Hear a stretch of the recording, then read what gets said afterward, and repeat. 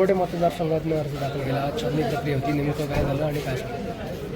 आज कवठा मतदारसंघातून शिवसेना उद्धव बाळासाहेब ठाकरे पक्षाच्या वतीने मी उमेदवारी अर्ज दाखल केलेला आणि आज त्याची छाननी होती. छाननी वैध झालेली आहे. सर्व उमेदवार वैध ठरलेले आहेत. या ठिकाणी असंख्य उमेदवार जवळपास 14 ते 15 उमेदवारांनी कवठे मतदारसंघातून फॉर्म भरल्याचं जवळपास दिसतंय आणि ते सर्वच्या सर्व वैध ठरवण्यात आलेले आहेत. आता लढाई आहे आणि लढाई ही जनतेसाठी, जनतेच्या सेवेसाठी आहे.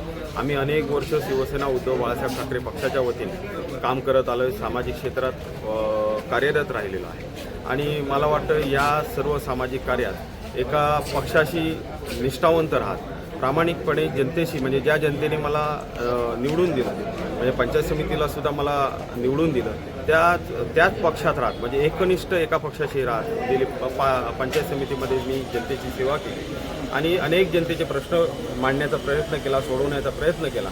त्यामुळे मला वाटतं ह्यावेळीसुद्धा मला जनतेकडून तीच अपेक्षा आहे की ह्यावेळीसुद्धा जनता तेच प्रेम, तेच आशीर्वाद मला येणाऱ्या काळात जनतेची सेवा करण्यासाठी आणि सर्वसामान्यांचे प्रश्न सोडवण्यासाठी आणि खऱ्या अर्थानं इथं जो शिवसेना उद्धव बाळासाहेब ठाकरे पक्षाच्या वतीने उमेदवारी अर्ज दिला आहे, ते शिवसेना पक्षाच्या सुद्धा सेवा करण्याची संधी इथली जनता मला देईल, इथले मतदार मला देतील खात्री.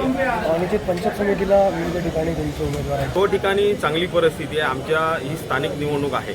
या ठिकाणी आम्ही स्थानिक पातळीवरचा विचार केलेला आहे.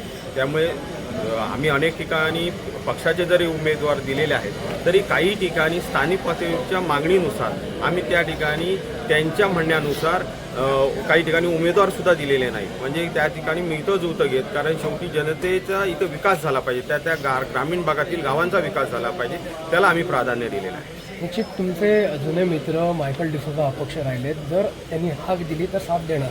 नाही, शक्य नाही. बघा, ज्यांनी पक्ष सोडला त्यांनी पक्ष सोडलेला आहे.